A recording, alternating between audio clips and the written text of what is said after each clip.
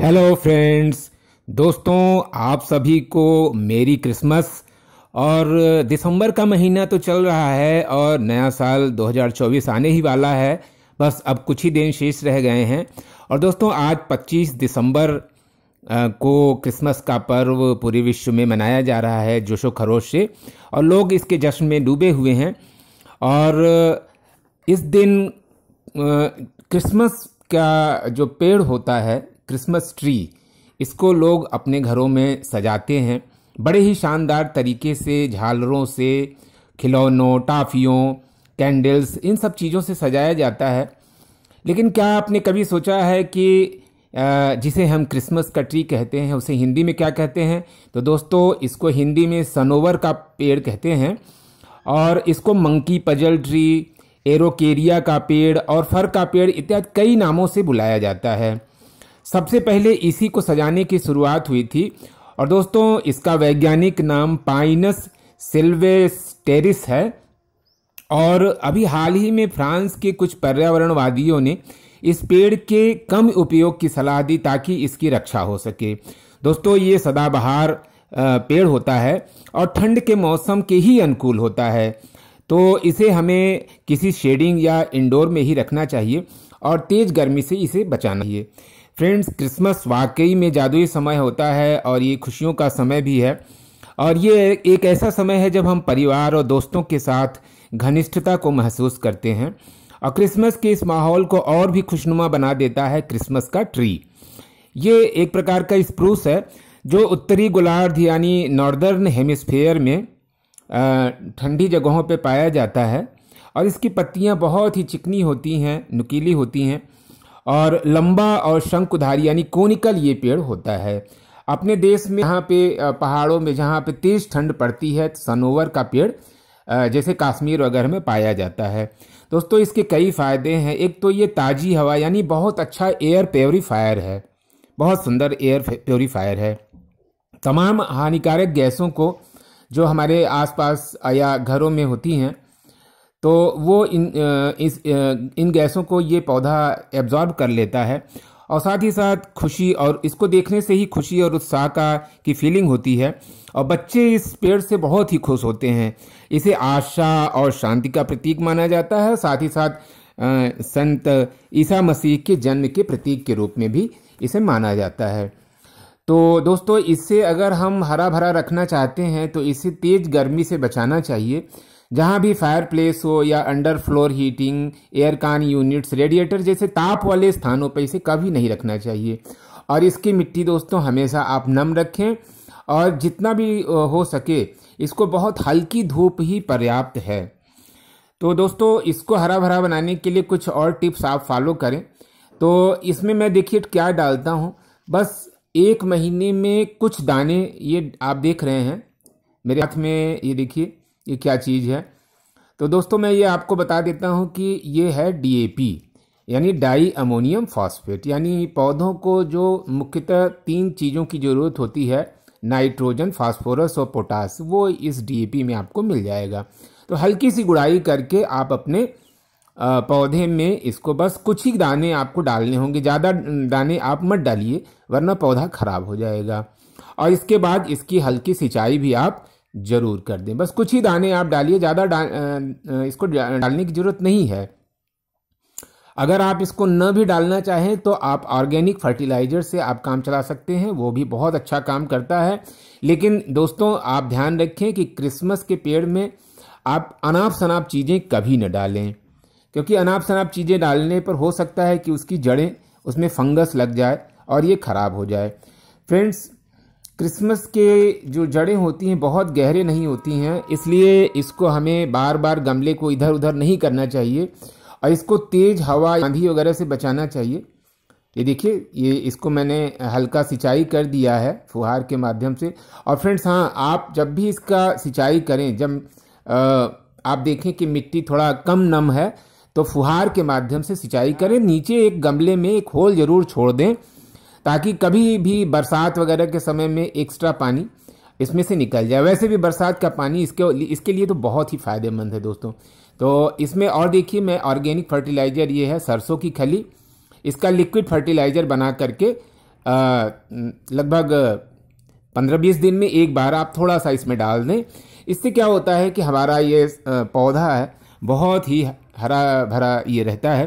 साथ ही घर में जो भी दाल चावल आज का पानी वगैरह जो निकलता है आप इसमें डाल सकते हैं, उसमें बहुत अच्छे तत्व होते हैं, तो आप उसको डाल सकते हैं। साथ ही साथ आप चाय या अंडे का छिलका या हल्की गुड़ाई करके इसमें दबा दें, ये भी बहुत ही फ़ायदा करता है। दोस्तों इसमें जो है सबसे बड़ी समस्या होती है मकड़ी के जालों की। तो मकड़ी के जालों को आप इसको अच्छी तरह से साफ करते रहें। नीम ऑयल को डिश वॉश में मिलाकर स्प्रे कर दें हफ्ते में एक बार, और ये ध्यान रखें कि इसमें मकड़ी के जाले न लग सकें, और इसको हमेशा सुंदर बनाने की कोशिश करें। दोस्तों आप कोई भी खाद चाहे ऑर्गेनिक ही क्यों न हो, बहुत अधिक मात्रा में कभी न डालें। फ्रेंड्स कई ऐसे प्लांट होते हैं जो हमारे घर ही नहीं आपके गार्डन की शोभा में चार चांद लगाते हैं, तो ये वाला पौधा उन्हीं में से एक है। और क्रिसमस ट्री को जो भी एक बार देख लेता है वो अपने गार्डन में अपने घर में इसको ज़रूर लगाना चाहता है। तो इस तरह से ये इतना खूबसूरत पौधा होता है कि थोड़ी सी अगर हम इसमें केयर करें तो ये हमारे गार्डन की शोभा बढ़ा सकता है। फ्रेंड्स अगर आप इसकी कटिंग लगाना चाहते हैं तो सबसे पहले तो ये प्रॉब्लम होती है कि इसमें डालियाँ नहीं निकलती हैं। तो अगर आप इसकी कटिंग लगाना चाहते हैं तो थोड़ा सा आपको बहुत सावधानी की ज़रूरत होगी। तो कोई भी प्लांट जिसमें अगर एक्स्ट्रा डाली निकली हो तो आप उसको धीरे से कट करके और बरसात के सीजन में कोकोपीट में हल्का सा वर्मी कंपोस्ट मिला करके आप लगा दें। लेकिन ये ध्यान रखना है, और कटिंग का जो सक्सेस रेट है वो भी काफ़ी कम है। अगर लग गया तो क्योंकि ये तो उस तरह के जो कटिंग होती हैं उसको थोड़ा सा या तो फिर आप कोई जो इसका जो रूटिंग हार्मोन होता है, तो रूटिंग हार्मोन अगर कोई अच्छा सा मिल जाए तो आप उसको रूटिंग हार्मोन के साथ अप्लाई करके इसकी कटिंग लगा सकते हैं। तो फ्रेंड्स ये पौधा हमारे घर में हमारे गार्डन में लगा हुआ है, तो आपको कैसा लग रहा है प्लीज़ कमेंट करके आप ज़रूर बताएं। दोस्तों जैसा कि मैंने पहले बताया कि इसको कई नामों से बुलाया जाता है। नाम इसका अपने हिंदी में इसका नाम सनोवर का पेड़ है। ये सनोवर वर्ड मुझे बड़ा अच्छा लगा, और इसको मंकी पजल ट्री या एरोकेरिया का पेड़ भी कहते हैं। तो इसके केयर के लिए यही मैं कहूँगा कि आप इसको ऐसी जगह पे रखें जहाँ तेज़ हवा ना आती हो, यानी कोई दीवार के सहारे।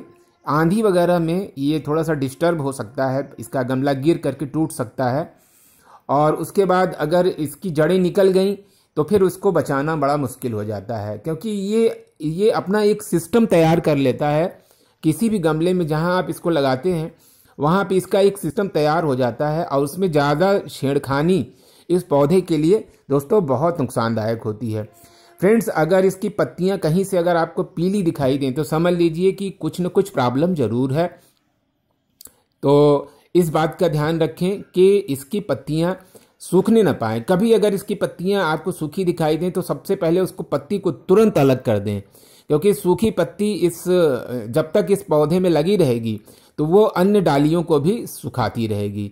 तो सूखी पत्तियाँ या पीली पत्तियाँ जैसे ही आप देखें आप इसको तुरंत निकाल करके बाहर कर दें। फ्रेंड्स जैसा कि मैंने बताया कि ये एक प्रकार का स्प्रूस है और जो नॉर्दर्न हेमिस्फेयर में ही पाया जाता है, और ये एक शंकुधारी यानी कोनिकल पेड़ होता है, यानी ऊपर से कोनिकल शेप ले लेता है।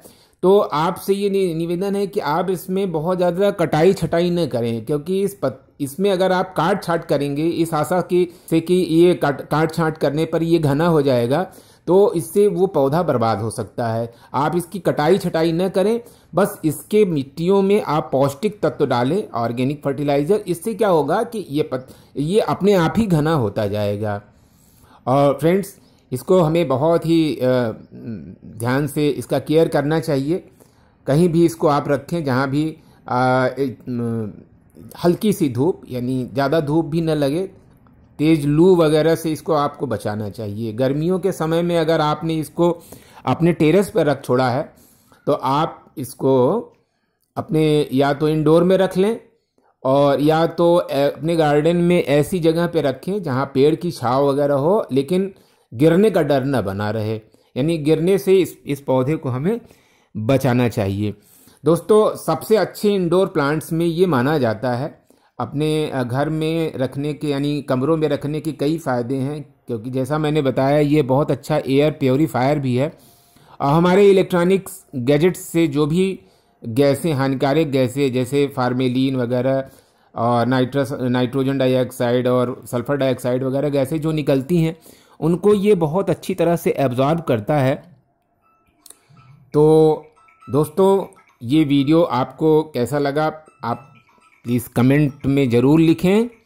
और जब भी आप, आज 25 दिसंबर है, तो एक क्रिसमस का पौधा आप अपने गमले में ज़रूर लगाएं। आप इसको छोटे से गमले में भी लगा सकते हैं, और पहले तो छोटे से गमले में ही लगाना चाहिए, और फिर जैसे जैसे ये बड़ा होता जाए तो आप इसको बड़े गमले में भी ट्रांसफ़र कर सकते हैं। तो दोस्तों, वीडियो देखने के लिए बहुत बहुत धन्यवाद।